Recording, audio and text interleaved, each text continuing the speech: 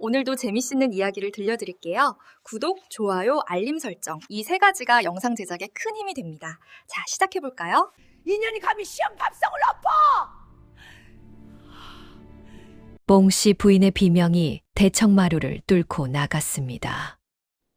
없긴요. 상이 알아서 넘어졌지요. 옥분이 두 눈을 부릅뜨고 똑바로 쏘아보았습니다. 오라버니, 저 꼴을 보고도 가만 계실 겁니까? 경란이 부채를 접으며 만석의 멱살을 잡을 듯 소리쳤습니다. 아니, 그게... 만석은 입만 벌린 채 한마디도 하지 못했습니다. 뒤엎어진 밥상 위로 된장국이 흘러내리고 있었습니다. 시어머니와 시누이, 그리고 괴팍한 며느리. 이 집안에 도대체 무슨 일이 있었던 것입니까? 경상도 안동 땅 첩첩이 산이 둘러싼 깊은 골짜기 안에 한 양반가가 자리 잡고 있었습니다. 바로 박진사 댁이었습니다. 박진사는 3년 전 갑자기 풍을 맞아 세상을 떠났고 그 뒤로 이 집안은 봉씨 부인이 홀로 틀어쥐고 있었습니다. 봉씨 부인은 시아버지 살아계실 적부터 온 동네의 소문이 자자한 독한 입을 가진 여인이었습니다. 저 봉씨네 집의 며느리로 들면 뼈가 녹아 흘러내린다. 동네 안악들이 빨래터에서 수군거릴 정도였으니 그 악명이 어느 정도였는지 짐작하고도 남음이 있었습니다. 그런 봉씨 부인 곁에는 시집을 갔다가 남편이 일찍 병사하는 바람에 도로 친정으로 돌아온 딸 경란이 붙어 있었습니다. 경란이라는 여인, 이 시누이는 어미 봉씨 못지않게 혀가 날카로운 여인이었습니다. 시집살이 3년 동안 시어머니 밑에서 갖은 구박을 받았으면서도 정작 자기가 친정에 돌아오니 어미의 그 독한 성정을 고스란히 물려받은 듯 행동거지가 판박이었습니다. 오라버니 장가 가시면 새댁한테 제가 잘 가르치지요. 경란은 만석의 혼사가 정해지기도 전에 그런 말을 입에 달고 살았습니다. 만석은 봉씨 부인의 외아들이었습니다. 35이 되도록 장가를 가지 못하고 있었으니 그 까닭은 다름 아니라 봉씨 부인의 악명 때문이었습니다. 어느 중매쟁이가 와도 박진사 댁이라 하면 고개를 절레절레 흔들었고 혼담 자체가 들어오질 않았습니다. 만석은 성품이 물과 같은 사내였습니다. 아버지 박진사가 살아있을 때에도 어미 눈치를 보았고 아버지가 돌아가신 뒤에는 더더욱 봉씨 부인 앞에서 숨조차 크게 쉬지 못하였습니다. 내 이놈 밥을 먹으려면 제대로 앉아 먹어라. 숟가락 잡는 꼴이 그게 뭐냐? 어미의 호통에 만석은 고개를 숙인 채 예, 어머님 하고 대답할 뿐이었습니다. 누이 경란도 마찬가지였습니다. 오라버니는 말이에요. 그 굼뜬 꼴이 아버지 생전 반박이세요. 그러니 장가도 못 가시지. 경란의 비수 같은 말에도 만석은 웃지도 화내지도 못하고 그저 멍하니 허공만 바라보았습니다. 이 집안에서 만석은 사람이 아니라 그림자였습니다. 그러던 어느 날 뜻밖의 혼담이 들어왔습니다. 이웃 마을 김좌수 댁에 중매가 왔는데 신부될 처자는 인근 고을 출신의 이름 없는 향리 집안 딸 옥분이라 하였습니다. 향리 집안이라고요? 봉씨 부인은 코웃음을 쳤습니다. 우리가 비록 녹봉을 먹진 않지만 어디 진사 댁이 향리 집안과 혼사를 한단 말이냐? 그러나 현실은 냉혹하였습니다. 만석의 나이는 이미 35, 들어오는 혼담이라곤 이것이 유일하였습니다. 경란이 어미의 귀에 소곤소곤 속삭였습니다. 어머니, 잘 됐잖습니까? 향리 딸이면 고분고분할 것이니 부려 먹기 좋지 않겠습니까? 봉씨 부인의 눈이 번뜩였습니다. 그래, 향리 딸이면 감히 이 어미한테 대들 생각도 못할 것이야. 그리하여 혼사가 결정되었습니다. 옥부는 24살, 나이로 보면 이미 늦깎이에 들어가는 처자였습니다. 콜레날이 잡히고 가마가 마을 입구에 들어서는 날, 봉씨 부인과 경란은 대문 앞에 나란히 서서 새댁을 맞이하였습니다. 그러나 그 맞이하는 표정이란 축하가 아니라 사냥감을 기다리는 매의 눈이었습니다. 어머, 저게 새댁이에요? 경란이 부채 뒤로 입을 가리며 킥킥 웃었습니다. 체구가 저리 작으니 부엌일을 시키면 솥뚜껑도 못 들겠구먼. 가마에서 내린 옥부는 족두리를 쓰고 연지곤지를 찍은 채 고개를 깊이 숙이고 있었습니다. 봉씨 부인이 새댁의 턱을 잡고 얼굴을 위로 들어 올렸습니다. 고개를 들어라. 시어미가 보겠다. 옥분이 천천히 고개를 들었습니다. 그 순간 봉씨 부인은 움찔했습니다. 옥분의 눈이 보통 새댁의 눈이 아니었습니다. 떨림도 두려움도 비굴함도 없었습니다. 맑되 차갑고 고요하되 날카로운 마치 겨울 호수 위에 얼음이 얼어붙은 것 같은 그런 눈이었습니다. 봉씨 부인은 그 눈빛에 찰나 움찔하였으나 곧 입꼬리를 올렸습니다. 눈만 크면 뭘 하나. 이 집에 들어왔으면 시어미 말이 곧 하늘인 줄 알아라. 옥부는 대답하지 않았습니다. 고개를 숙이지도 예라 말하지도 않았습니다. 다만 봉씨 부인의 손을 제 턱에서 조용히 떼어내고는 한 발짝 물러서며 정중하게 큰 절을 올렸습니다. 시어머님께 문안 올립니다. 목소리는 낮되 또렷하였고 공손하되 비굴하지 않았습니다. 경란이 어미 뒤에서 고개를 갸우뚱거렸습니다. 어머, 저것 봐요. 향리 딸치고는 당찬데요. 봉씨 부인은 아무 말 없이 옥분의 뒤통수를 노려보았습니다. 당차다고? 그건 아직 이 집을 몰라서 그런 것이다. 사흘이면 무릎 꿇릴 수 있어. 봉씨 부인의 눈빛 속에서 작은 불씨가 타오르기 시작했습니다. 그것이 이 집안을 뒤흔들 지옥의 서막이었습니다. 혼례를 치른 첫날 밤이 지나자마자 봉씨 부인의 시험이 시작되었습니다. 새벽 딸기 울기도 전 아직 사위가 짙게 깔린 시각에 봉씨 부인이 안방문을 쾅 하고 두들겼습니다. 새댁, 자고 있느냐? 시어미가 아침 수라를 기다린다. 해가 중천인데 이게 무슨 꼴이냐? 아직 인시인슈도 되지 않은 칠흑 같은 새벽이었습니다. 만석이 이불 속에서 기겁하며 몸을 일으켰습니다. 아, 어머님이. 그러나 옥부는 이미 눈을 뜨고 있었습니다. 마치 이 일을 예상이라도 한 듯 저고리 끈을 여미며 조용히 일어났습니다. 갈 테니 누워 계십시오. 옥부는 남편에게 그 한마디만 남기고 방문을 열고 나갔습니다. 부엌에 들어선 옥부는 아궁이에 불을 지피고 솥에 물을 올렸습니다.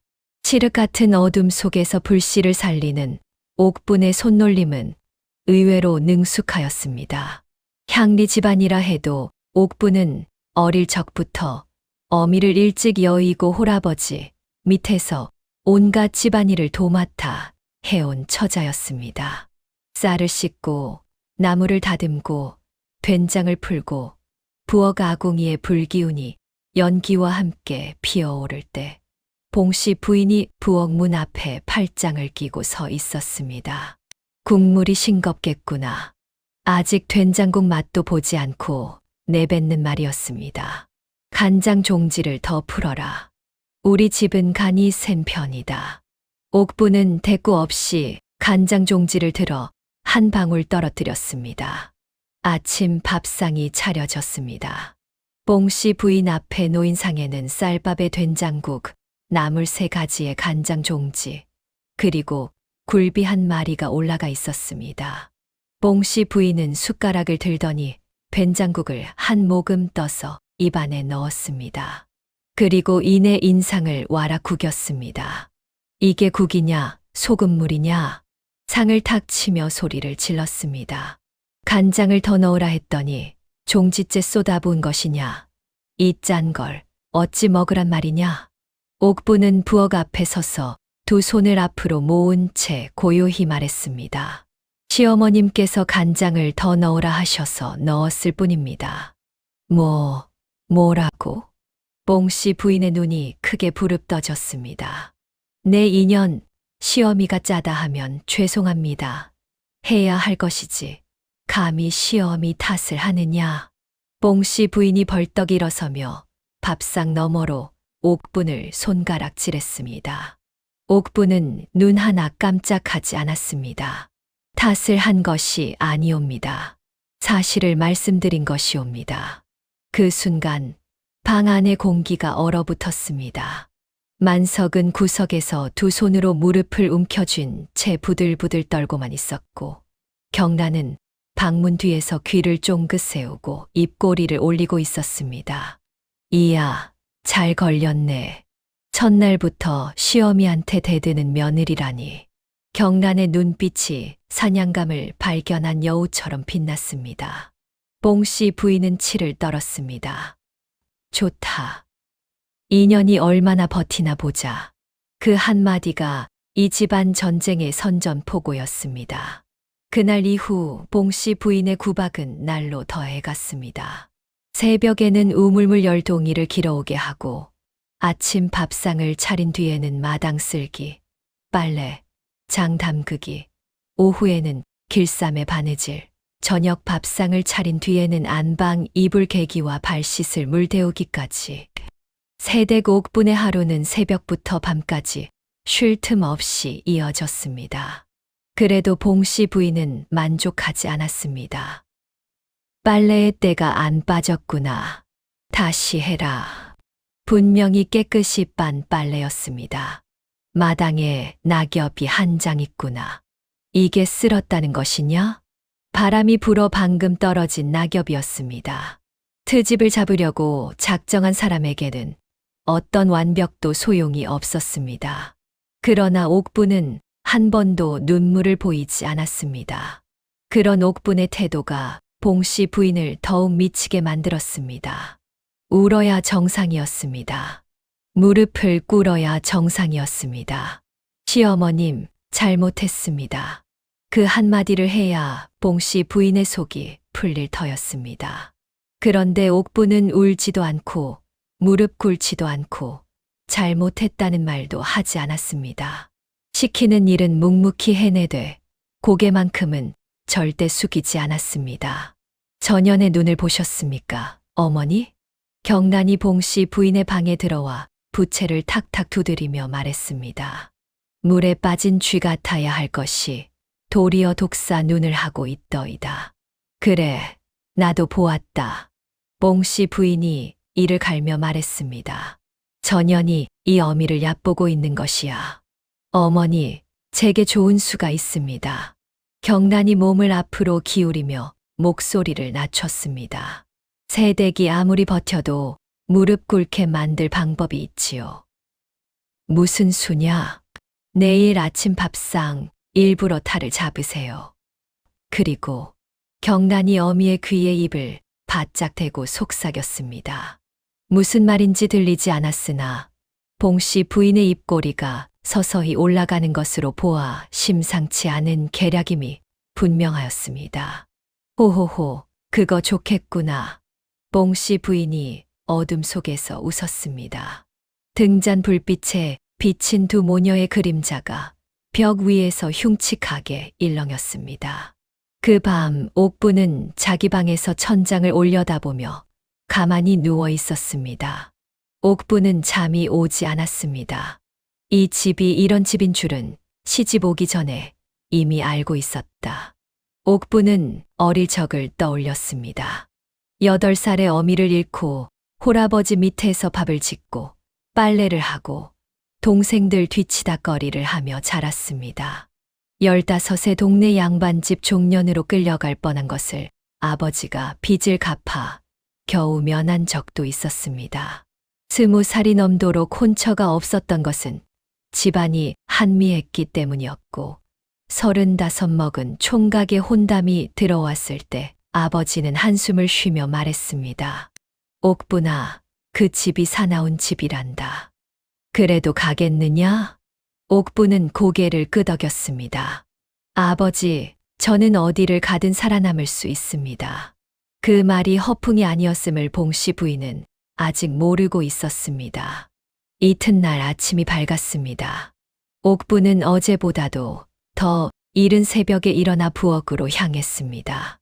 물을 길어오고 불을 지피고 쌀을 씻고 된장국을 끓였습니다. 오늘은 간을 신중을 기하여 맞추었습니다. 밥상을 들고 봉씨 부인의 안방으로 들어갔습니다. 시어머님, 아침 진지 올립니다. 봉씨 부인은 밥상을 내려다보았습니다. 그리고 숟가락을 들기도 전에 입을 열었습니다. 국에 파가 안 들어갔구나. 예, 우리 집은 된장국에 반드시 파를 넣는 법이다. 아직도 이 집 법도를 모르느냐? 옥부는 눈을 깜빡였습니다. 분명히 파를 넣었습니다. 국 위에 파가 떠 있었습니다. 시어머님, 파는 이미 국 안에 들어가 있습니다. 옥분이 조용히 말했습니다. 봉씨 부인의 눈이 찢어질 듯 지켜 올라갔습니다. 내 인연, 시어미 눈에 안 보인다면 안 넣은 것이다. 이 어미 눈이 거짓말을 하겠느냐? 옥부는 한참을 가만히 봉씨 부인의 얼굴을 바라보았습니다. 그리고 천천히 입을 열었습니다. 시어머님 눈이 거짓말을 하시는 것이 아니라 파가 국물 속에 가라앉아 안 보이시는 것이옵니다. 뭐라고? 봉씨 부인의 얼굴이 불그락푸르락 변했습니다. 이것은 말대꾸가 아니었습니다. 시어미의 틀린 점을 조목조목 짚어내는 것이었습니다. 봉씨 부인이 평생 겪어본 적 없는 유형의 며느리였습니다. 당장 이 밥상을 치워라. 봉씨 부인이 밥상을 밀었습니다. 밀려온 밥상에서 국물이 쏟아졌으나 옥부는 피하지 않았습니다. 된장국이 저고리 소매에 뜨겁게 튀었지만 얼굴 하나 찡그리지 않았습니다. 옥부는 쏟아진 밥상을 바라보며 나지게 말했습니다. 밥상을 치우라 하셨으니 치우겠습니다. 그리고 묵묵히 쏟아진 국물을 걸레로 닦고 깨진 그릇 조각을 주워 담고 흩어진 밥알을 쓸어 담았습니다. 경란이 방문 뒤에서 그 모습을 지켜보며 킥킥 웃고 있었습니다. 어머, 새댁 저고리에 국물 자국이 났네. 꼴 좋다.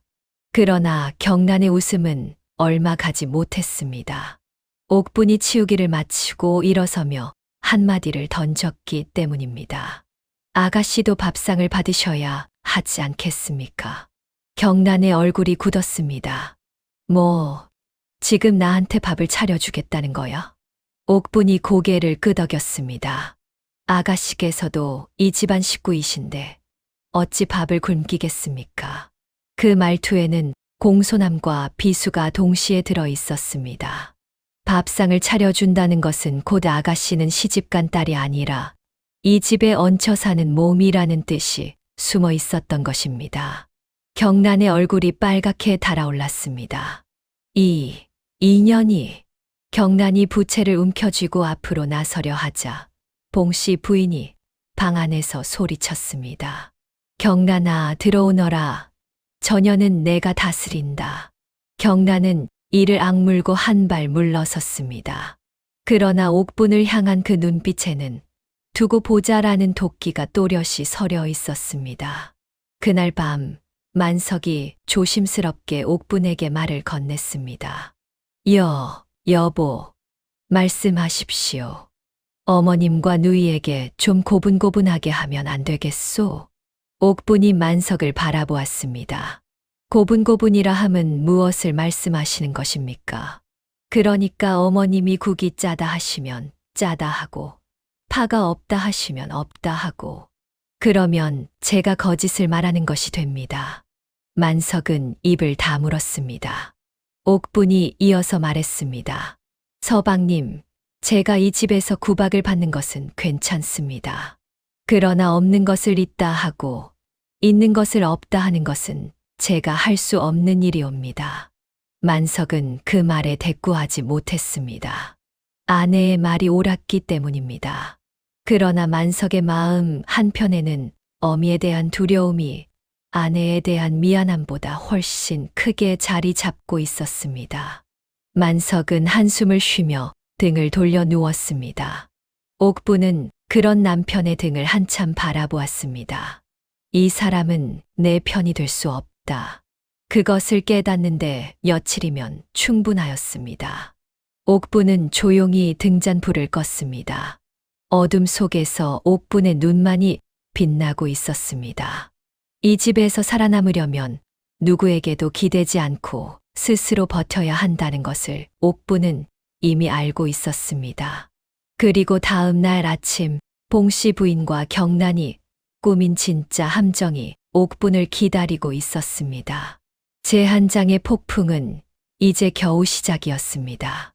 이튿날 아침 봉씨 부인의 안방에서 경란의 목소리가 먼저 울렸습니다. 어머니, 준비됐습니까? 됐다. 시작하자꾸나. 봉씨 부인이 자리에서 일어나 방문을 열고 대청마루로 나왔습니다. 경란이 그 뒤를 따랐습니다. 두 모녀의 얼굴에는 어젯밤 꾸민 계략에 대한 은밀한 기대감이 짙게 서려 있었습니다. 옥부는 이미 부엌에서 아침 밥상을 차리고 있었습니다. 오늘도 새벽같이 일어나 물을 깃고 불을 지피고 쌀을 씻어 밥을 올렸습니다. 된장국의 간은 어제보다 더욱 신중하게 맞추었고 나물 3가지도 정갈하게 소쿠리에 담아 놓았습니다. 옥분이 밥상을 들고 안방으로 향하려는 순간 경란이 부엌 문 앞을 막아섰습니다. 새댁 잠깐. 경란이 팔짱을 끼며 능글맞게 웃었습니다. 오늘 밥상에 특별히 빠진 것이 없나 살펴봤어. 옥분이 밥상을 내려다보았습니다. 쌀밥, 된장국, 나물 3가지, 간장 종지, 그리고 구운 조기 1마리. 빠진 것이 없었습니다. 빠진 것이 없는 듯합니다만. 없긴. 경란이 부채를 꺼내 턱을 톡톡 두드렸습니다. 어머니께서 어젯밤에 말씀하셨잖아. 오늘부터는 밥상에 술안을 올리라고. 옥분의 눈이 가늘어졌습니다. 술안이라 하시면 달걀 술안 말씀이십니까? 그럼 달걀을 장국에 풀어 술안을 만들어 올리라고 하셨어. 새댁이 못 들은 거야? 옥분은 어젯밤 봉씨 부인에게서 그런 말을 들은 적이 없었습니다. 이것이 함정이라는 것을 옥분은 직감적으로 알아챘습니다. 어젯밤 봉씨 부인은 술안에 대해 단 한마디도 하지 않았습니다. 그러나 옥분이 그 말을 부정하면 시엄이 말을 못 들었다는 것이 되고 술안을 올리지 못하면 시엄이 분부를 어겼다는 것이 됩니다. 어느 쪽이든 옥분이 꾸중을 듣게 되는 교묘한 덫이었습니다. 옥분은 잠시 생각하였습니다. 그리고 입을 열었습니다. 알겠습니다. 술안을 올리겠습니다. 경란이 눈을 동그랗게 떴습니다. 대들거나 항변할 줄 알았는데 순순히 받아들이니 오히려 당황한 것입니다. 옥분은 밥상을 내려놓고 다시 아궁이 앞으로 돌아가 물을 올리고 달걀을 깨뜨려 술안을 만들기 시작했습니다. 경란은 어리둥절한 채 어미의 방으로 달려갔습니다. 어머니, 새댁이요. 그냥 술안을 만들겠다고 합니다. 경란이 헐레벌떡 안방에 들어서며 말했습니다. 봉씨 부인이 눈을 가늘게 떴습니다. 대들지 않았단 말이냐? 예, 한마디도요. 그냥 알겠습니다 하고는 부엌으로 돌아갔습니다. 봉씨 부인은 잠시 생각에 잠겼습니다. 그년이 꾀를 쓰는 것일 수도 있다. 꾀라뇨? 순순히 술안을 올리면 내가 트집 잡을 구실이 없어지지 않느냐. 그러니 술안이 올라오면 이번에는 이렇게 해라. 봉씨 부인이 경란의 귀에 또다시 속삭였습니다. 경란의 입꼬리가 귀까지 올라갔습니다. 어머니, 정말 무서운 분이세요. 호호호, 며느리 다루는 것. 내가 이 골짜기에서 제일이다. 술안이 완성되었습니다. 옥부는 끓는 물에 달걀을 조심스럽게 풀어넣어 흰자가 노른자를 감싸도록 정성껏 수란을 빚었습니다. 국물 위에 동동 떠있는 하얀 수란은 나무랄 데가 없었습니다. 옥부는 밥상에 수란을 올리고 안방으로 들어갔습니다.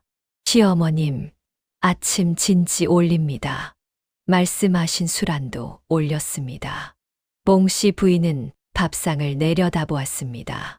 수란은 완벽하였습니다. 흰자는 고르게 익었고 노른자는 반숙으로 윤기가 흘렀습니다. 뽕씨 부인은 속으로 혀를 내둘렀습니다. 이것을 어찌 트집 잡지. 그때 경란이 슬그머니 방 안으로 들어왔습니다. 어머, 수란이네요. 새댁 솜씨가 좋구먼. 경란의 칭찬에 옥부는 가만히 고개를 숙였습니다. 그런데 경란이 갑자기 밥상 앞에 쪼그려 앉더니 수란 그릇을 번쩍 들어 올렸습니다. 어머, 이거 봐요. 그릇 밑에 금이 갔잖아요. 경란이 수란 그릇 바닥을 가리키며 큰 소리로 외쳤습니다. 새댁, 금간 그릇에 시어머니 진지를 올린 거야? 옥분이 그릇을 바라보았습니다. 그릇 바닥에는 실금 하나가 나 있었습니다. 그러나 그것은 옥분이 아침에 확인했을 때에는 없던 금이었습니다. 이것이 함정이었구나. 옥분은 단번에 깨달았습니다. 경란이 아까 부엌 문 앞을 막아서고 있을 때, 혹은 옥분이 수란을 만드는 동안 슬쩍 그릇을 바꿔치기 한 것입니다. 미리 금간 그릇을 준비해 두었던 것이었습니다. 뽕씨 부인이 기다렸다는 듯 호통을 쳤습니다. 2년, 금간 그릇에 시어미 밥을 올려 금간 그릇은 불길한 것이다. 시어미한테 불길한 것을 올리다니 내 인연이 이 어미가 죽기를 바라는 것이냐. 뽕씨 부인의 목소리가 안방을 넘어 마당까지 울려 퍼졌습니다. 옥부는 가만히 서 있었습니다. 억울하였습니다. 분명히 멀쩡한 그릇에 담았는데 누군가 바꿔치기 한 것이 틀림없었습니다. 그러나 옥부는 그 사실을 말하지 않았습니다. 왜냐하면 말해봤자 소용이 없다는 것을 이미 알고 있었기 때문입니다. 시어머니와 시누이가 한편인 이상 옥분이 무슨 말을 해도 변명이 될 뿐이었습니다. 옥분은 조용히 말했습니다. 그릇을 살피지 못한 제 불찰이옵니다. 새 그릇으로 바꿔 올리겠습니다. 그 대답에 봉씨 부인과 경란은 동시에 눈을 둥그렇게 떴습니다. 전현이 미쳤나? 경란이 봉씨 부인에게 소곤거렸습니다.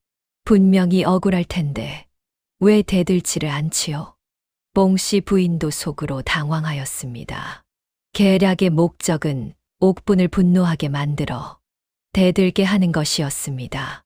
며느리가 시어미에게 대들면 불효칠거지하게 해당하니 그것을 빌미로 쫓아낼 수 있기 때문이었습니다.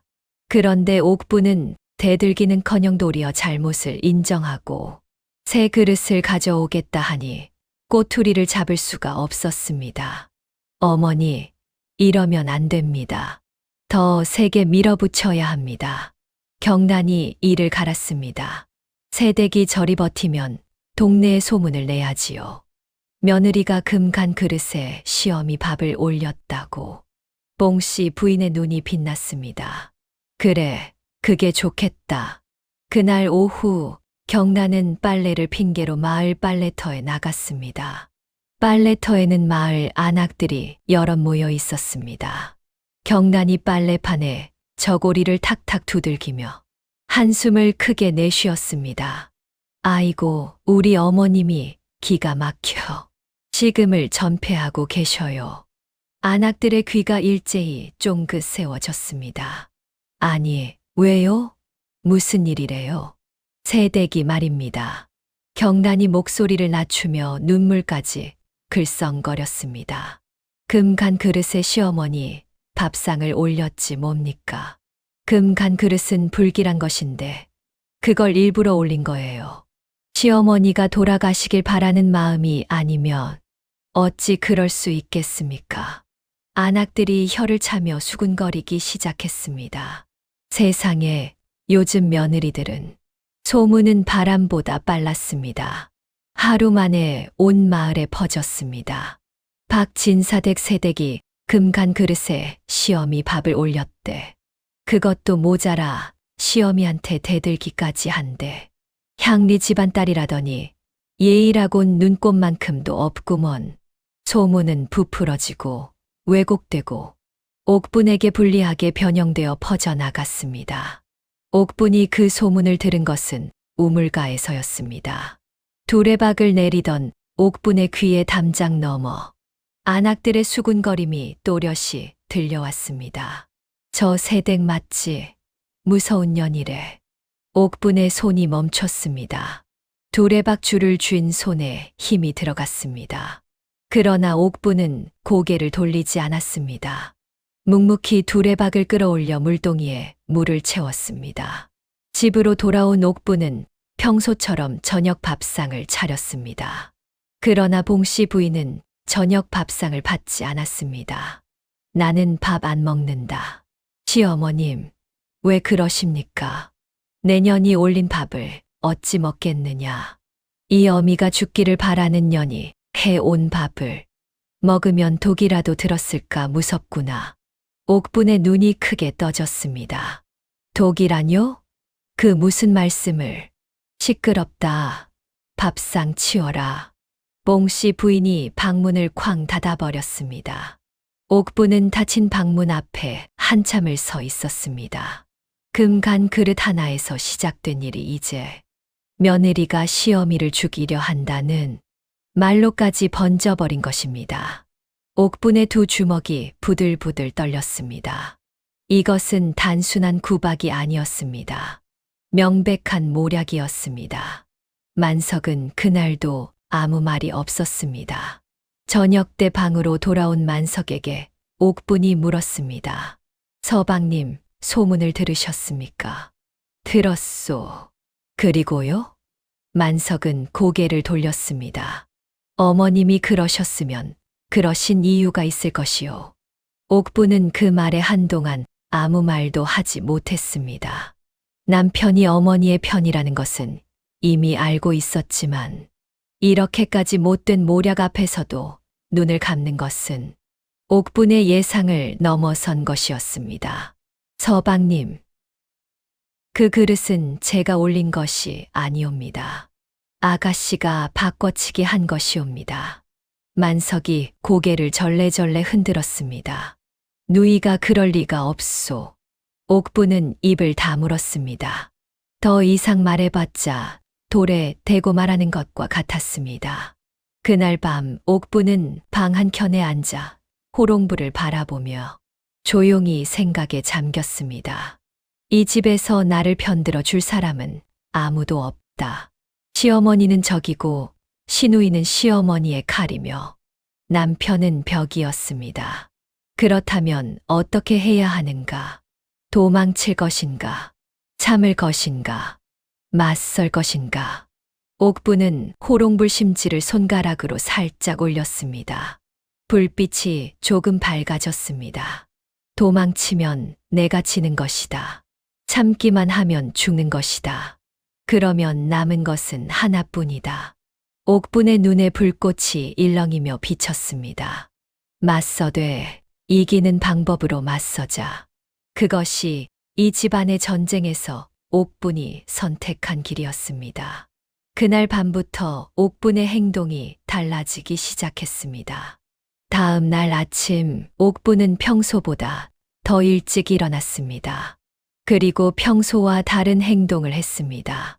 밥상을 차리기 전에 먼저 부엌에 모든 그릇을 하나하나 점검하였습니다.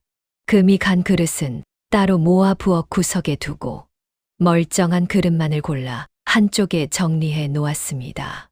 그리고 그 그릇들 위에 보자기를 덮어 두었습니다. 경란이 부엌에 들어왔을 때 옥분은 이미 밥상을 다 차려들고 안방으로 향하고 있었습니다. 어머, 벌써 다 차렸어. 경란이 당황하여 부엌을 둘러보았습니다. 바꿔치기 할 그릇이 보이지 않았습니다. 옥분이 미리 정리해 둔 것입니다. 경란은 이를 악물었습니다. 인연이 눈치를 챈 건가? 그러나 옥분의 반격은 이것만이 아니었습니다. 그날 오후 옥분은 물동이를 이고 우물가에 나갔습니다. 그리고 마을 안악들이 모여있는 곳에 자연스럽게 다가갔습니다.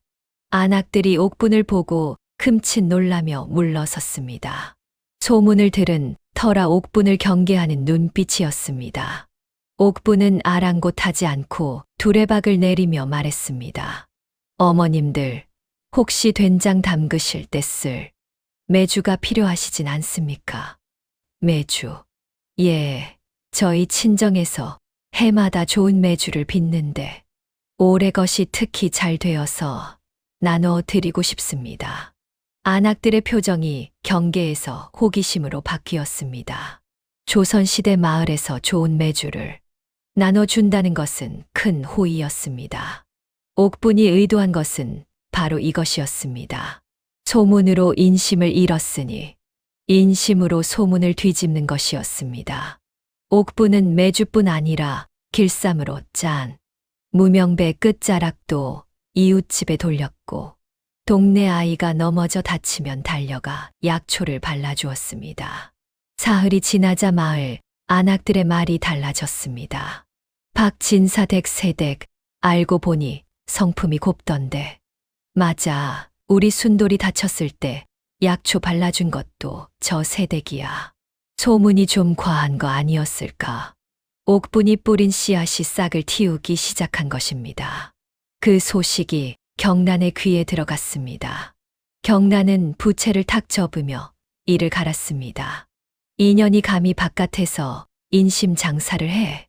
경란의 눈에 불이 붙었습니다. 어머니, 이대로 두면 우리가 밀립니다.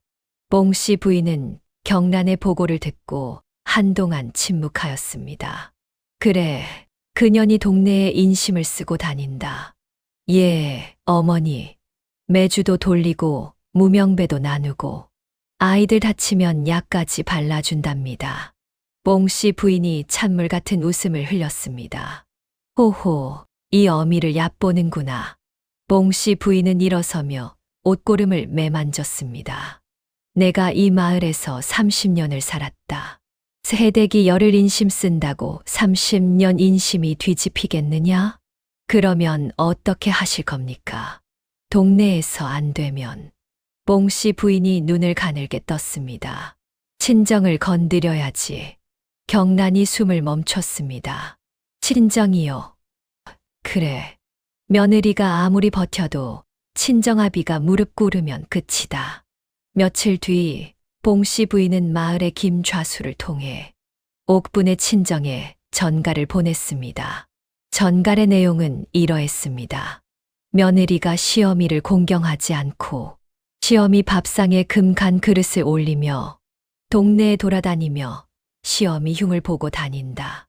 이 며느리를 도로 데려가지 않으면 관가의 불효 며느리로 고발하겠다. 이 전가를 받은 옥분의 아버지 이향리는 그 자리에서 무릎이 꺾였습니다. 이향리는 나이 50이 넘은 기력이 쇠한 사내였습니다. 평생을 작은 고을 향리로 살며 남에게 허리를 굽히며 지낸 사람이었고 딸을 진사댁에 보낸 것만으로도 분에 넘치는 일이라 여기고 있었습니다. 관가의 고발이라니 이향리의 손이 떨렸습니다. 딸아, 내가 도대체 무슨 짓을 한 것이냐? 이향리는 곧바로 박진사댁을 찾아왔습니다.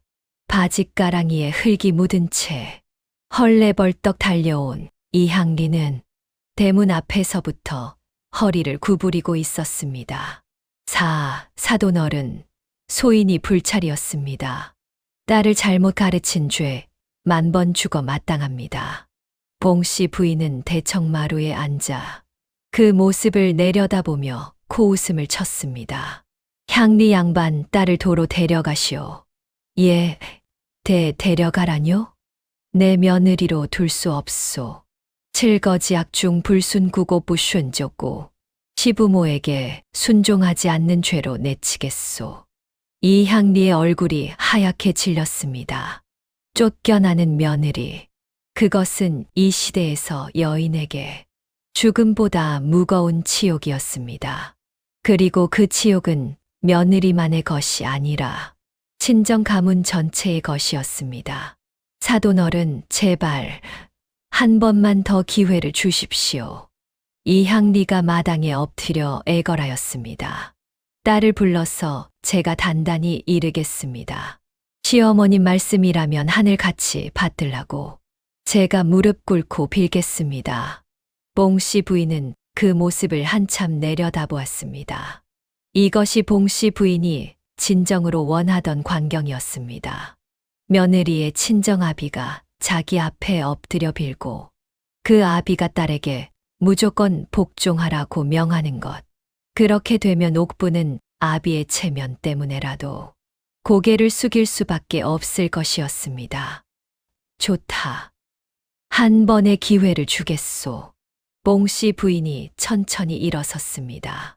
단, 오늘 안으로 그년이 내 앞에 무릎 꿇고 잘못했다고 빌어야 하오. 그것이 안 되면 내일 아침에 쫓아내겠소.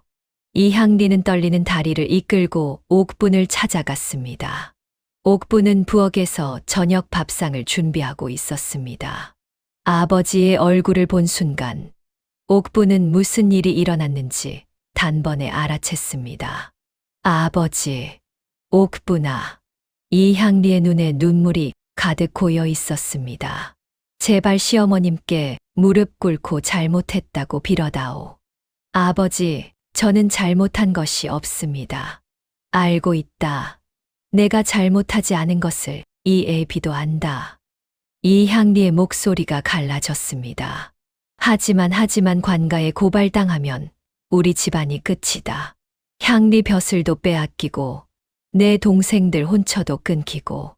옥부는 아버지를 바라보았습니다. 아버지의 등이 이렇게 작았던가. 옥분의 심장이 찢어지는 것 같았습니다. 옥분은 오래도록 아버지의 얼굴을 바라보았습니다. 그리고 눈을 감았습니다. 무릎을 꿇으면 나는 영원히 이 집에서 짓밟히는 사람이 된다. 무릎을 꿇지 않으면 아버지와 동생들이 망한다. 이것이 봉씨 부인이 친 가장 잔인한 덫이었습니다. 며느리 개인이 아니라 며느리의 가족 전체를 인질로 잡은 것입니다. 옥부는 눈을 떴습니다. 아버지, 집에 돌아가십시오. 옥부나? 제가 알아서 하겠습니다. 아버지는 걱정 마십시오. 이향리는 불안한 눈으로 딸을 바라보았으나 옥분의 눈빛에 담긴 결연함을 보고는 차마 더 말하지 못하고 돌아갔습니다. 옥분은 아버지의 뒷모습이 대문 밖으로 사라질 때까지 지켜본 뒤 천천히 주먹을 쥐었습니다. 무릎을 꿇지도 도망치지도 않을 세 번째 길을 찾아야 했습니다. 해가 기울었습니다. 봉씨 부인이 정한 시한, 오늘 안이 다가오고 있었습니다. 봉씨 부인은 안방에 앉아 기다리고 있었습니다. 경란은 그 옆에서 부채를 붙이며 웃고 있었습니다. 곧 올 겁니다, 어머니. 친정아비가 빌었으니 아무리 독한 년이라도 무릎 꿇겠지요. 그래야 할 것이다. 봉씨 부인이 입꼬리를 올렸습니다. 바로 그때 안방문이 열렸습니다. 옥분이 들어왔습니다. 그런데 옥분의 손에는 밥상도 다과도 아닌 다른 것이 들려 있었습니다. 두루마리 한 장이었습니다. 봉씨 부인이 미간을 찌푸렸습니다. 그게 뭐냐? 옥분이 두루마리를 봉씨 부인 앞에 내려놓으며 입을 열었습니다. 시어머님께 드릴 것이 있습니다. 제 두 장의 끝에서 예상치 못한 반격이 시작되려 하고 있었습니다. 옥분이 내민 두루마리를 봉씨 부인이 펼쳤습니다. 경란도 어미 뒤에서 목을 빼고 들여다보았습니다. 두루마리 안에는 글씨가 빼곡하게 적혀 있었습니다. 뽕씨 부인이 눈을 가늘게 뜨고 첫 줄을 읽었습니다. 1. 시어머님께서 간장을 더 넣으라 하시오. 넣었더니 짜다 하심. 뽕씨 부인의 입이 멈췄습니다. 2. 시어머님께서 술안을 올리라 하신 적 없으나 아가씨께서 올리라 전하심. 3. 멀쩡한 그릇에 담았으나 밥상이 올라간 뒤 금간 그릇으로 바뀌어 있었음. 뽕씨 부인의 얼굴이 서서히 굳어갔습니다. 그것은 기록이었습니다. 옥분이 시집온 날부터 매일 밤 그날 있었던 일을 낱낱이 적어 놓은 일지였습니다. 2. 이것이 뭐냐? 뽕씨 부인이 두루마리를 움켜쥐며 소리쳤습니다. 옥분이 차분하게 대답했습니다. 시어머님께 올리는 며느리의 일지요입니다. 일지. 예. 시집 온 첫날부터 오늘까지 이 집에서 있었던 일을 빠짐없이 기록한 것이옵니다. 경란의 얼굴이 하얗게 질렸습니다. 그러면 내가 그릇을 바꿔치기 한 것도 적혀 있단 말이야? 옥분이 고개를 끄덕였습니다.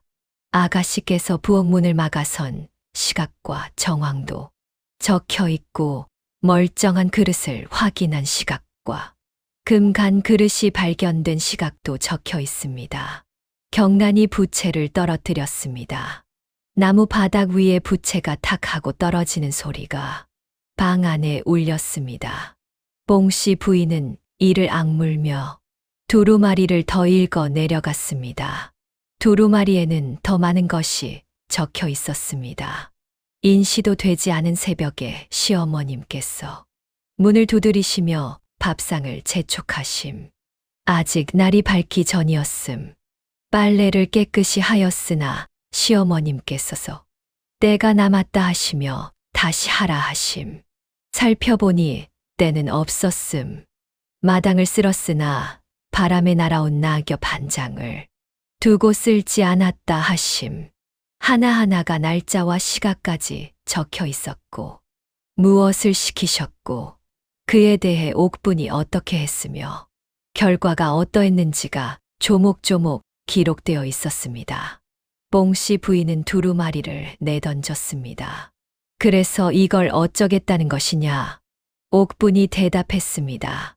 아무것도 하지 않겠습니다. 다만 보관하겠습니다. 보관한다고? 뽕씨 부인이 되물었습니다. 예.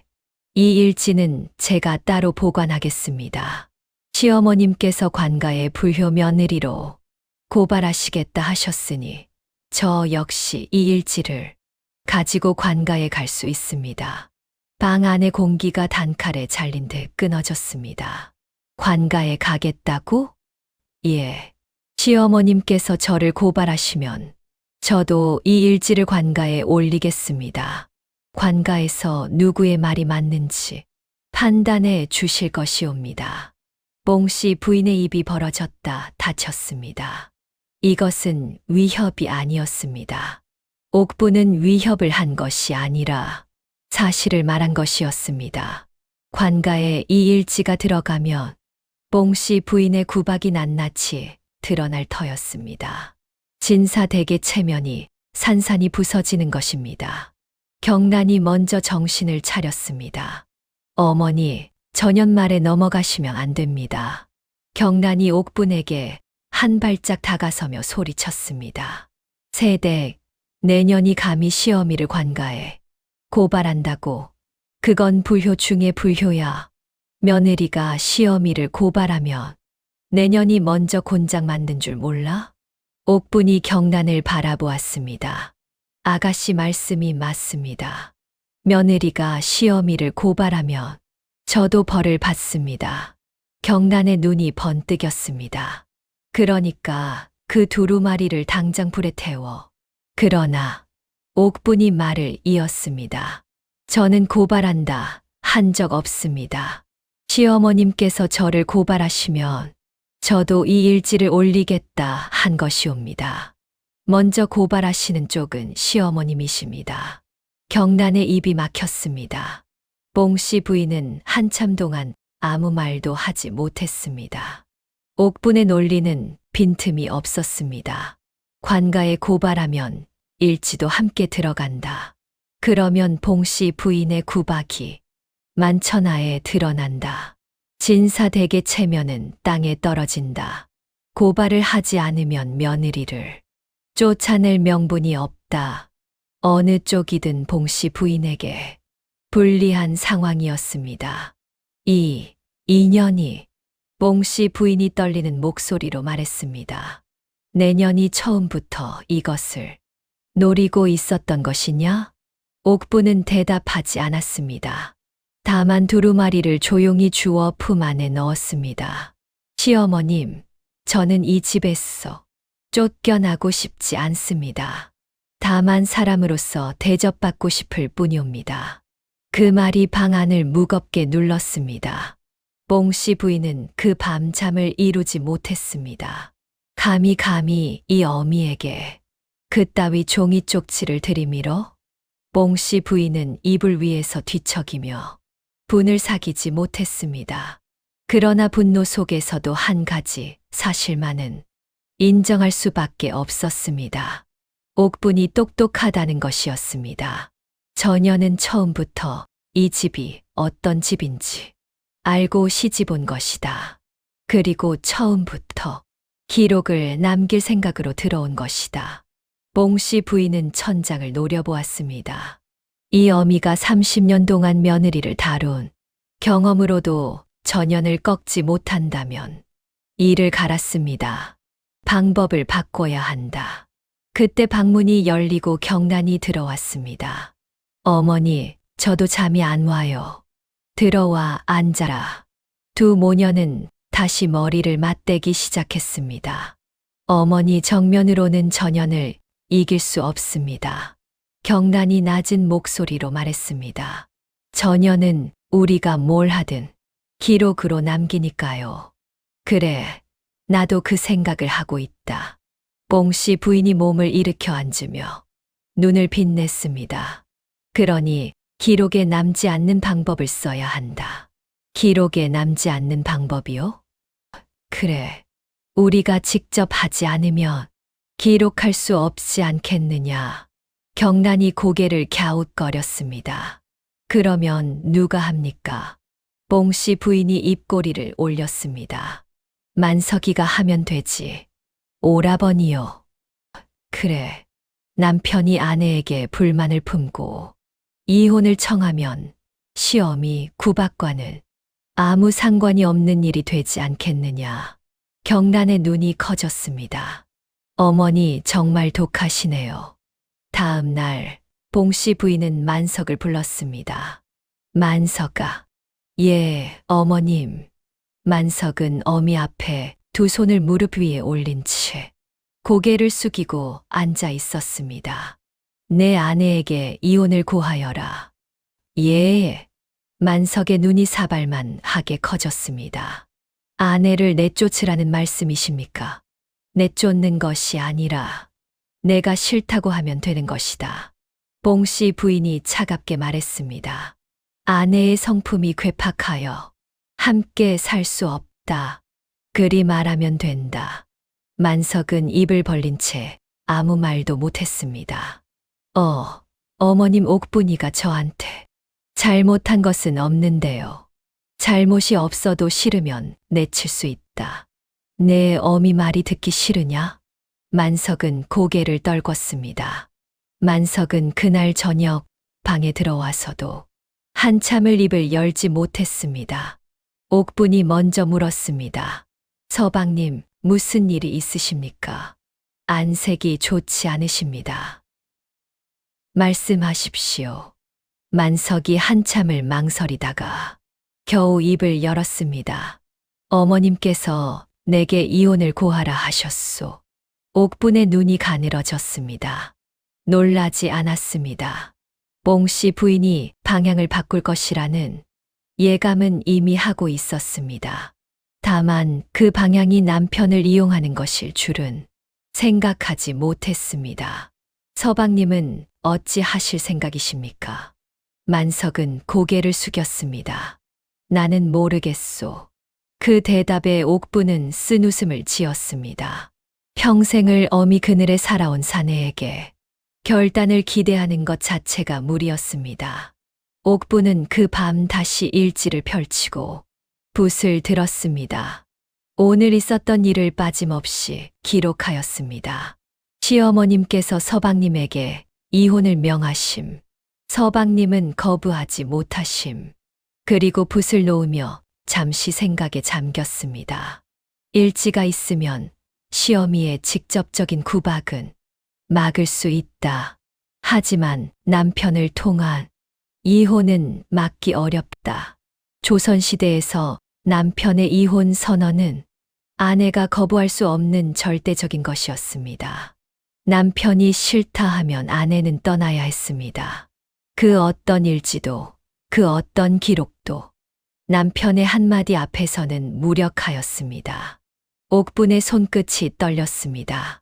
처음으로 막다른 골목에 몰린 느낌이었습니다. 그러나 옥분은 눈을 감고 다시 떴습니다. 아직 끝이 아니다. 아직 방법이 있을 것이다. 이튿날 아침 옥분은 뜻밖의 행동을 하였습니다. 밥상을 차려 안방에 들인 뒤 뽕씨 부인 앞에 무릎을 꿇었습니다. 뽕씨 부인과 경란이 동시에 눈이 휘둥그레졌습니다. 시어머님, 뭐냐? 며느리가 불효하였습니다. 방 안이 고요해졌습니다. 뽕씨 부인의 눈이 의심으로 가득 찼습니다. 갑자기 이게 무슨 소리냐? 생각해보니 며느리 된 도리가 시어머님 말씀에 순종하는 것인데 제가 말대꾸를 하고 일지 같은 것을 만들어 시어머님 마음을 불편하게 해드렸으니 이 모든 것이 불효이옵니다. 경란이 봉씨 부인을 보며 눈짓을 보냈습니다. 뭔가 수상해요. 봉씨 부인도 같은 생각이었습니다. 어제까지 일지를 들이밀던 며느리가 갑자기 무릎을 꿇다니 분명히 무언가 꿍꿍이가 있을 터였습니다. 그래서 봉씨 부인이 경계를 늦추지 않으며 물었습니다. 그래서 어쩌겠다는 것이냐? 옥분이 고개를 들었습니다. 한 가지 청이 있사옵니다. 말해 보아라. 서방님의 이혼 말씀을 거두어 주십시오. 그러면 일지는 시어머님 앞에 서서 불태우겠습니다. 봉씨 부인의 눈이 번뜩였습니다. 일지가 사라진다. 그것은 봉씨 부인에게 가장 큰 위협이 제거되는 것이었습니다. 그리고 앞으로 저는 시어머님 말씀에 일체 말대꾸하지 않겠습니다. 시키는 일은 묵묵히 하겠습니다. 경란이 끼어들었습니다. 어머니, 저거 함정이에요. 믿으시면 안 돼요. 그러나 봉씨 부인은 다른 생각을 하고 있었습니다. 일지가 사라지면 이혼이든 뭐든 마음대로 할 수 있다. 봉씨 부인은 속으로 계산을 하였습니다. 일지를 불태우게 한 뒤 이혼을 거둔다고 약속하고 나중에 다시 이혼을 시키면 그만이다. 약속을 지킬 생각 따위는 처음부터 없었습니다. 좋다. 봉씨 부인이 고개를 끄덕였습니다. 일지를 태우면 이혼 이야기는 없던 것으로 하마. 경란이 다급하게 어미의 소매를 잡아당겼습니다. 어머니, 봉씨 부인이 경란의 귀에 작게 속삭였습니다. 걱정 마라. 일지가 사라지면 우리 세상이다. 경란은 반신반의하면서도 어미의 말에 고개를 끄덕였습니다. 옥분이 일어섰습니다. 그러면 지금 바로 마당에서 태우겠습니다. 봉씨 부인이 입꼬리를 올리며 따라 나섰습니다. 이 순간 봉씨 부인은 확신하고 있었습니다. 자신이 이겼다고. 마당 한가운데 옥분은 화로를 가져다 놓고 불을 피웠습니다. 봉씨 부인은 대청마루 끝에 앉아 팔짱을 끼고 지켜보았습니다. 경란은 그 옆에 섰어 부채를 살랑살랑 붙이고 있었습니다. 만석은 마루 구석에 서 불안한 눈으로 지켜보고 있었습니다. 옥분이 품 안에서 두루마리를 꺼냈습니다. 뽕씨 부인의 눈이 그 두루마리에 고정되었습니다. 옥분이 두루마리를 화로 위에 들었습니다. 시어머님, 이것을 태우면 이혼 말씀은 거두시는 것이지요? 그리 말했다. 서방님께서도 들으셨지요? 만석이 움찔하며 고개를 끄덕였습니다. 아가씨도 들으셨지요? 경란이 짜증스럽게 소리쳤습니다. 그래, 들었어. 빨리 태워. 옥분이 고개를 끄덕이고 두루마리를 화로에 넣었습니다.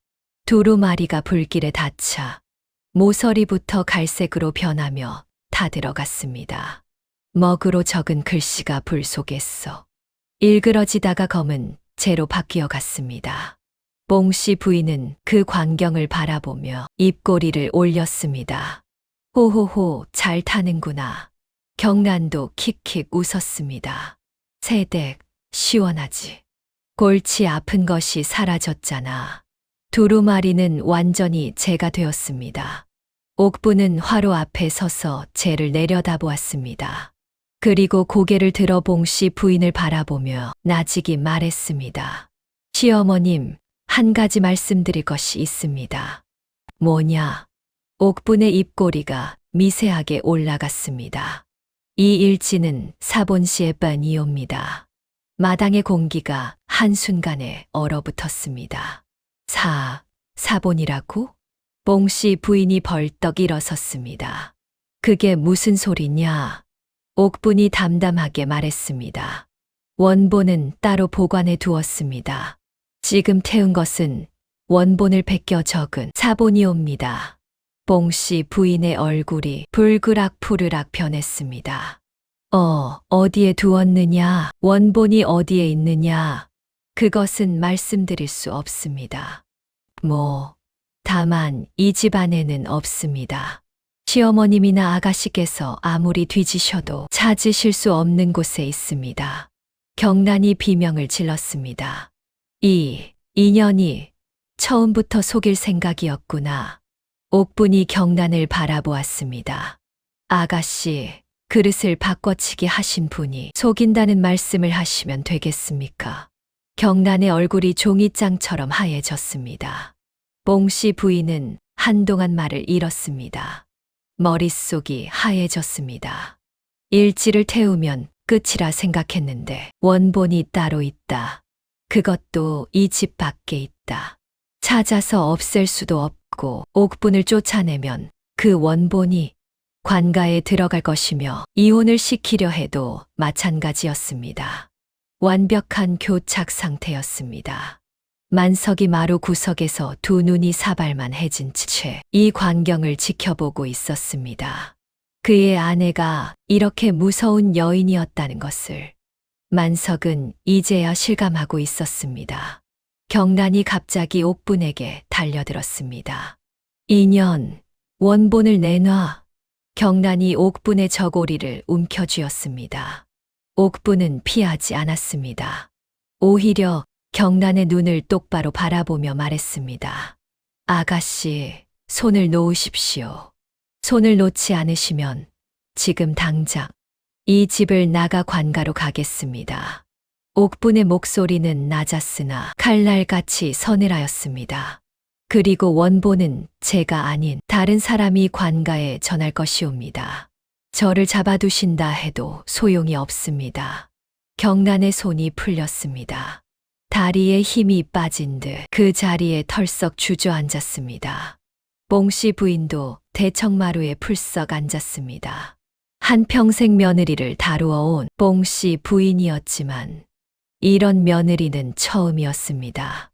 힘으로 꺾을 수 없고 꾀로도 이길 수 없으며 위협해도 무너지지 않는 며느리. 뽕씨 부인의 입에서 한숨이 새어나왔습니다. 이년아, 대체 내가 뭐냐? 옥부는 대답했습니다. 시어머님의 며느리이옵니다. 그때 대문 밖에서 기침 소리가 들렸습니다. 에헴. 모두의 시선이 대문으로 향했습니다.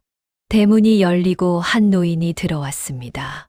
흰 두루마기에 다른 갓을 쓰고 대나무 지팡이를 짚은 70줄의 노인, 마을 훈장정 선생이었습니다.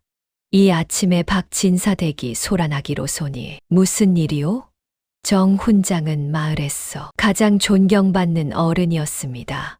사서삼경에 통달하였고 마을의 크고 작은 분쟁을 중재하는 것으로 이름 높았습니다. 봉씨 부인의 얼굴이 순간 딱딱하게 굳었습니다. 마을에서 유일하게 봉씨 부인이 함부로 대하지 못하는 사람이었기 때문입니다. 아, 정 훈장 어른 별일 아닙니다. 정 훈장은 마당에 주저앉아 있는 경란과 대청마루에 풀이 죽은 봉씨 부인, 그리고 화로 앞에 서 있는 옥분을 천천히 둘러보았습니다.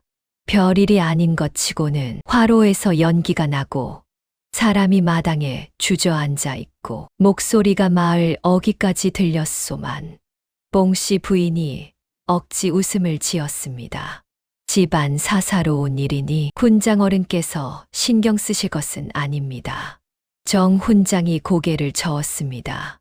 박진사댁, 이 마을에서 벌어지는 일 중에 내가 신경 쓰지 않아도 되는 일은 없소이다. 정 훈장의 말에는 부드러움 속에 단호함이 있었습니다. 특히 정 훈장이 옥분을 바라보았습니다. 새댁의 친정 아비가 며칠 전 내게 찾아와 눈물을 흘리며 사정한 뒤로 이 집안이 걱정이었소. 봉씨 부인의 입이 굳게 닫혔습니다. 정 훈장 어른, 그건 봉씨 부인이 말을 더듬었습니다. 향리 양반이 제 딸 일로 걱정이 되어 어른을 찾아뵌 모양인데 사실 별것 아닌 일에 사돈 어른이 눈물을 흘리며 무릎을 꿇지는 않을 것이요. 정 훈장이 지팡이를 탁 짚으며 말했습니다. 나는 이 마을에서 30년 전에도 같은 일을 본 적이 있소. 봉씨 부인의 눈이 흔들렸습니다. 30년 전 박진사댁에 처음 며느리가 들어왔을 때 말이오. 정 훈장이 봉씨 부인을 똑바로 바라보았습니다. 그때 그 며느리도 시어미한테 구박을 받아 피눈물을 흘렸지요. 그 며느리가 바로 봉씨 부인 당신이요. 대청마루 위의 공기가 완전히 멈추었습니다. 봉씨 부인의 얼굴이 흙빛으로 변했습니다.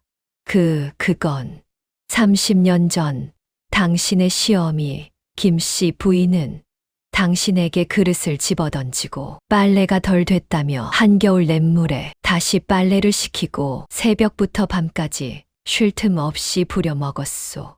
정 훈장의 목소리는 고요하되 날카로웠습니다.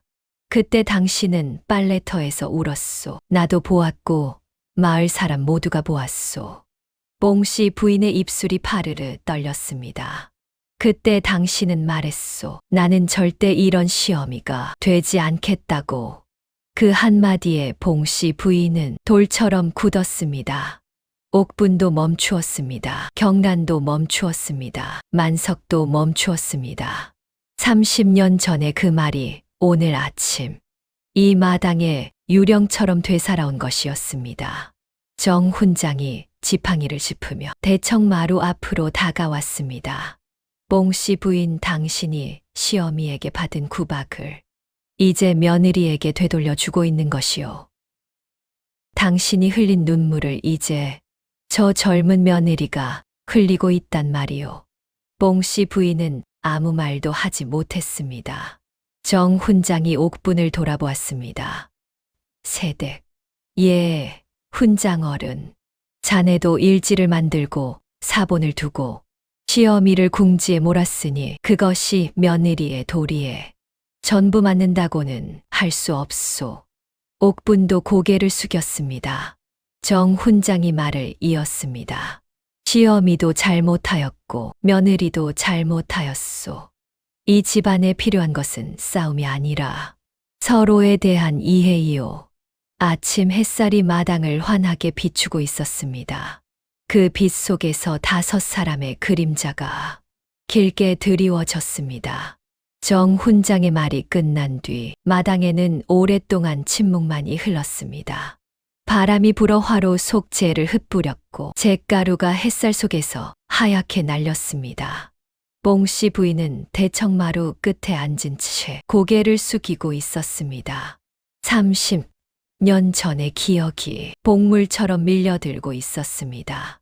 18배 시집 와서 시어미 김씨 부인에게 첫 밥상을 올렸을 때 숟가락 놓는 방향이 틀렸다고 뺨을 맞았습니다. 한겨울 냇물에서 빨래를 하다가 손가락이 갈라져 피가 나도 게으른 년이라는 말만 돌아왔습니다. 뽕씨 부인의 눈시울이 붉어졌습니다. 그때의 자기 모습과 지금 옥분의 모습이 겹쳐 보이기 시작했습니다. 나는 절대 이런 시어미가 되지 않겠다. 그때 빨래터에서 울며 한 그 맹세를 뽕씨 부인은 언제부터 잊은 것일까? 시어미 김씨 부인이 세상을 떠난 뒤 뽕씨 부인은 이 집안의 주인이 되었습니다. 처음에는 해방감이었습니다.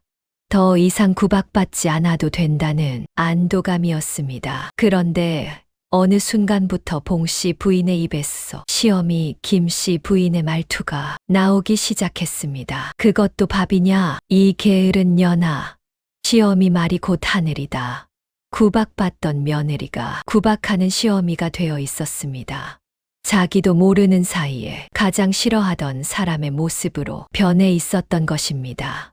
뽕씨 부인의 두 눈에서 눈물 한 방울이 주름을 타고 흘러내렸습니다. 정 훈장이 조용히 말했습니다. 뽕씨 부인, 지금이라도 늦지 않았소. 뽕씨 부인이 고개를 들었습니다. 30년 전 당신이 다짐한 그 말을 지금부터 지키면 되는 것이오. 뽕씨 부인은 한참 동안 정 훈장을 바라보았습니다. 그리고 시선을 돌려 마당에 서 있는 옥분을 바라보았습니다. 옥분은 거기에 서 있었습니다. 흰 저고리에 국물 자국이 남아 있었고, 머리카락이 흐트러져 있었고, 눈가에는 밤잠을 설친 그림자가 짙게 드리워져 있었습니다. 그러나 옥분의 눈은 여전히 빛나고 있었습니다. 뽕씨 부인은 그 눈에서 30년 전 자기 자신의 눈을 보았습니다. 두렵지만 굴하지 않겠다던 그 젊은 날의 자기 눈을 뽕씨 부인의 입이 떨리며 열렸습니다. 세댁. 뽕씨 부인의 목소리가 갈라졌습니다. 옥분이 고개를 들었습니다. 이리 올라오너라.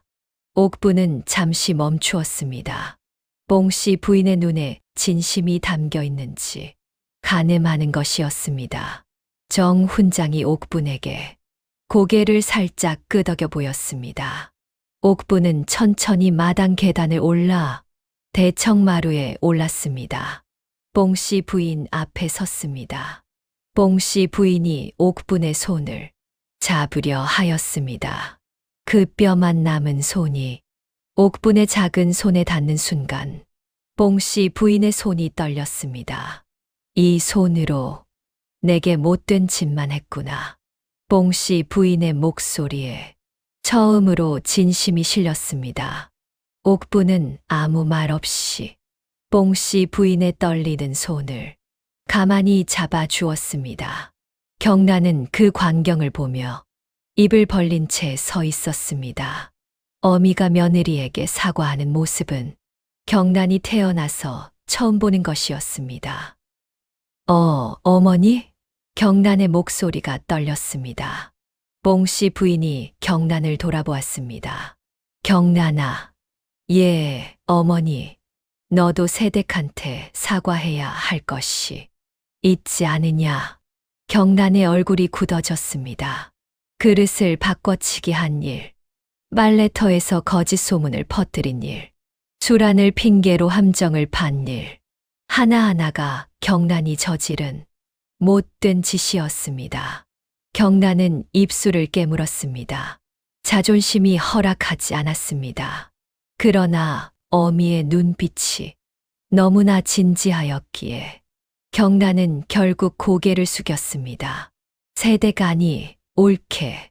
경란의 입에서 옳게라는 말이 처음으로 나왔습니다. 옳게, 내가 못된 짓을 많이 했소. 경란의 목소리가 작아졌습니다.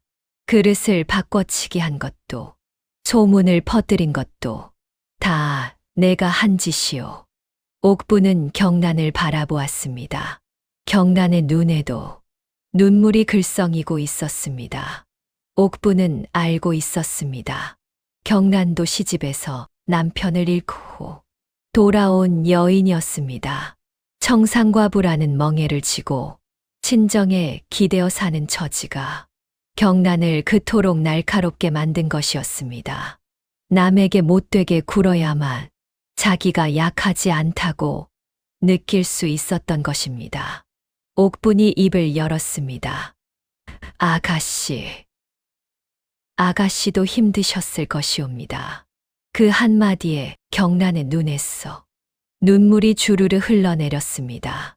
경란은 고개를 돌리며 소매로 눈물을 닦았습니다.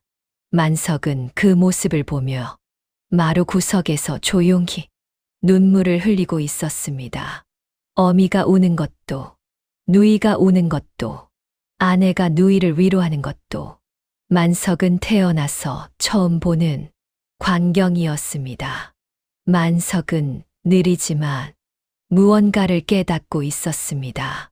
자기가 이 집안에서 해야 했던 일은 어미와 아내 사이에서 눈치를 보는 것이 아니라 두 사람 사이에 서서 다리가 되어주는 것이었다는 사실을 만석은 조심스럽게 일어나 다가왔습니다.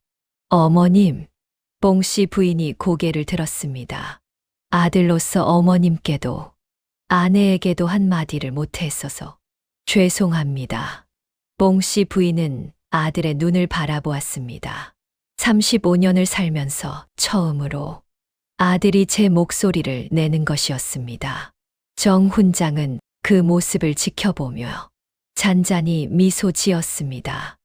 이것이지요. 이것이 사람 사는 집이요. 정 훈장이 지팡이를 짚고 천천히 돌아서며 말했습니다. 구박으로는 사람을 얻을 수 없고 복종으로는 가정을 이룰 수 없소. 서로를 알아주는 마음, 그것만이 가족을 가족이게 만드는 것이요. 정 훈장이 대문을 향해 걸어갔습니다. 노인은 이만 가보겠소. 오늘 아침은 죽이라도 끓였어. 식구끼리 함께 드시오. 정 훈장의 흰 두루마기가 대문 밖 햇살 속으로 사라졌습니다. 마당에 남은 네 사람은 한동안 서로를 바라보았습니다. 그 시선 속에는 미움도, 경계도, 두려움도 아직 남아 있었지만 그것과 함께 처음으로 무언가가 싹트고 있었습니다. 그날 아침 내 식구는 부엌에서 함께 죽을 끓였습니다. 뽕씨 부인이 태어났어. 처음으로 부엌에 들어왔습니다. 이 솥이 이렇게 무거웠느냐? 뽕씨 부인이 솥뚜껑을 들다가 휘청거렸습니다. 옥분이 얼른 다가가 솥뚜껑을 받쳐 주었습니다. 시어머님, 제가 하겠습니다. 아니다. 뽕씨 부인이 고개를 저었습니다. 오늘은 내가 해보마. 경란도 서툰 손놀림으로 쌀을 씻었습니다. 물이 사방에 튀었습니다. 아이고, 쌀 씻는 것이 이렇게 어려운 거였어. 경란이 투덜거렸으나 그 투덜거림에는 예전의 도끼가 없었습니다. 만석은 아궁이에 불을 떼며 연기에 눈물을 흘리고 있었습니다. 연기가 매워서 그런 거요. 죽이 끓었습니다.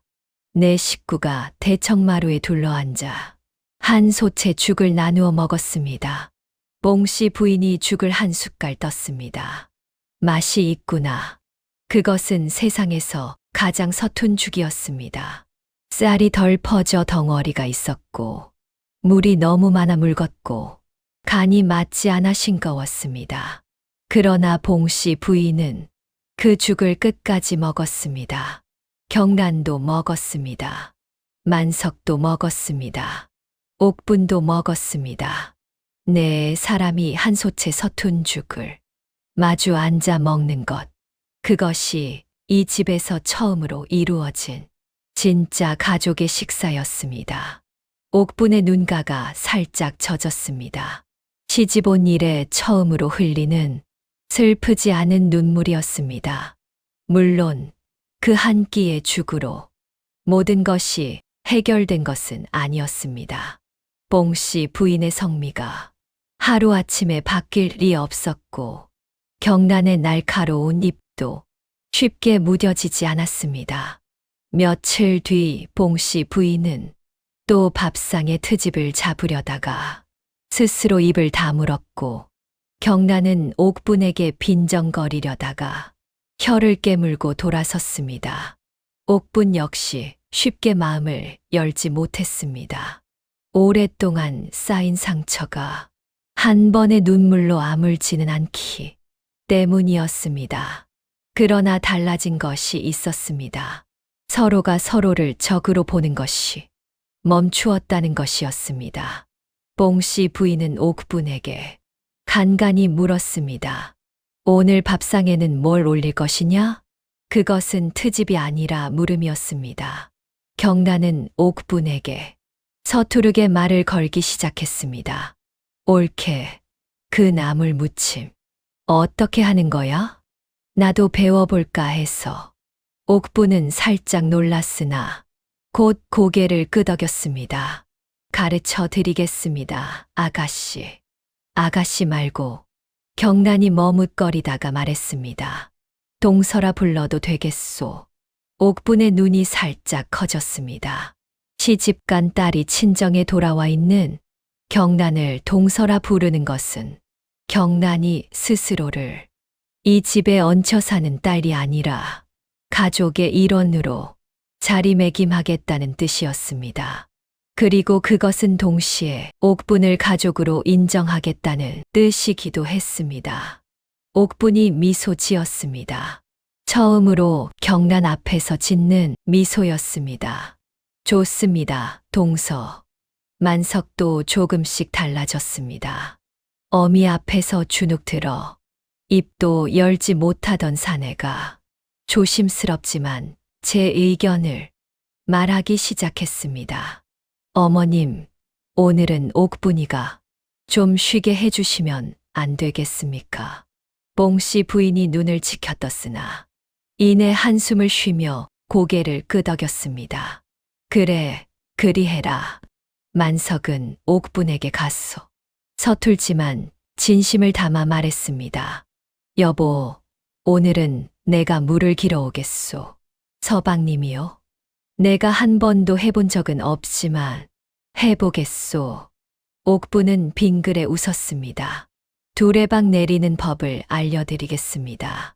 그렇게 박진사 댁의 하루하루가 느리지만 확실하게 변해가고 있었습니다. 그해 겨울이 지나고 봄이 왔습니다. 박진사 댁 마당에 매화 한 그루가 꽃을 피웠습니다. 옥분이 마당을 쓸다가 매화꽃을 올려다보았습니다. 봉씨 부인이 대청마루 끝에 앉아 같은 매화를 바라보고 있었습니다. 새댁, 예, 시어머님. 저 매화가 박진사 살아있을 때 함께 심은 것이란다. 봉씨 부인이 나직이 말했습니다. 내가 시집와서 그렇게 울던 시절에 영감이 저 나무를 심어주며 그랬지. 이 나무가 꽃 피는 날이면 당신 고생도 끝날 것이오 하고. 봉씨 부인의 목소리가 떨렸습니다. 영감은 같지만 나무는 해마다 꽃을 피우는구나. 옥분은 빗자루를 내려놓고 봉씨 부인 곁에 조용히 앉았습니다. 시어머님. 응, 그 매화 내년에도 필 것이옵니다. 봉씨 부인이 옥분을 바라보았습니다. 옥분이 말을 이었습니다. 내년에도 그 다음 해에도 이 마당에서 꽃이 필 것이옵니다. 시어머님께서 보고 계시든 제가 보고 있든 이 꽃은 계속 필 것이옵니다. 봉씨 부인의 눈가가 젖었습니다. 그래, 그렇겠지. 그러니 시어머님, 우리도 이 꽃처럼 해마다 다시 피면 되는 것 아닙니까? 뽕씨 부인은 한참 동안 옥분을 바라보다가 고개를 끄덕였습니다. 그래, 그리 하자꾸나. 매화꽃이 피 바람에 날려 두 사람의 머리카락 위에 하나 둘 내려앉았습니다. 그것은 이 집안에 내리는 첫 번째 봄이었습니다.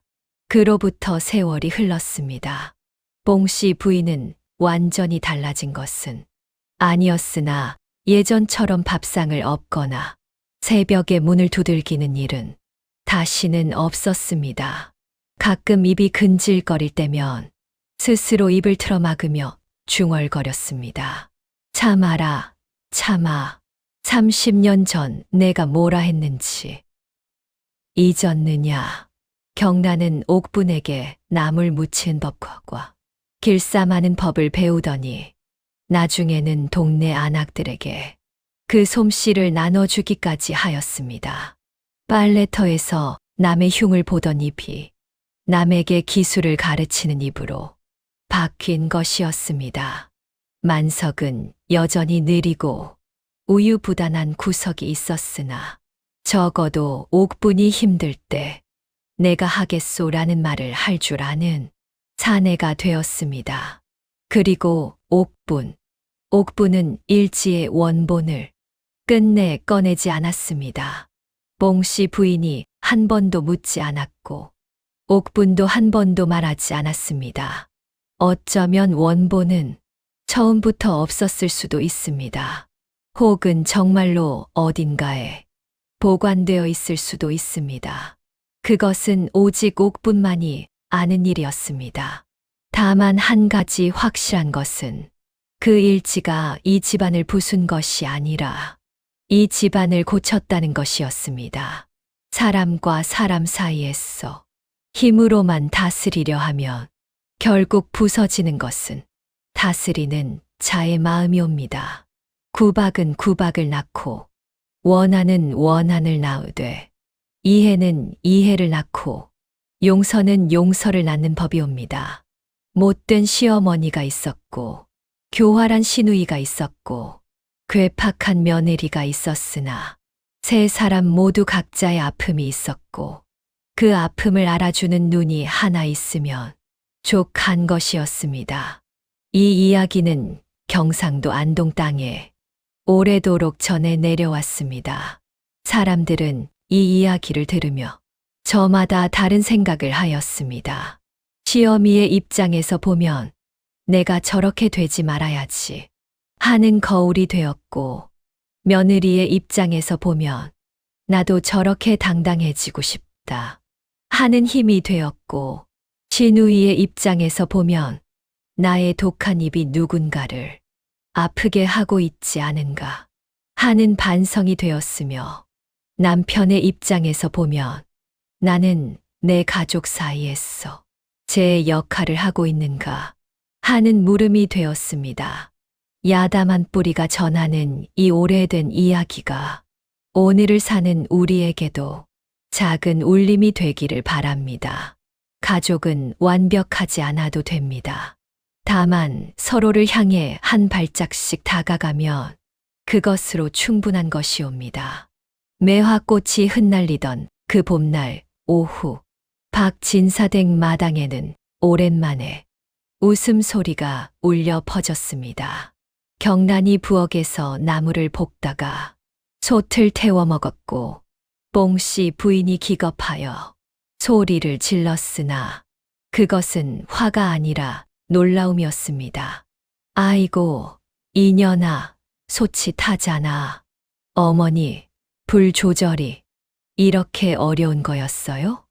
만석이 두레박으로 물을 퍼오다가 절반을 흘렸고, 옥분이 웃으며 마당의 물웅덩이를 밟았습니다. 아무것도 완벽하지 않았습니다. 그러나 그 불완전함이 오히려 따뜻하였습니다. 세상의 모든 가족은 아프고 서툰 사람들의 모임이옵니다. 다만 그 아픔을 안고도 함께 가는 것, 그것이 가족이옵니다. 이 이야기는 여기서 끝이 나되 박진사 댁의 봄은 이제 막 시작이었습니다. 구독, 좋아요, 댓글은 야담한 뿌리에 큰 힘이 됩니다. 감사합니다.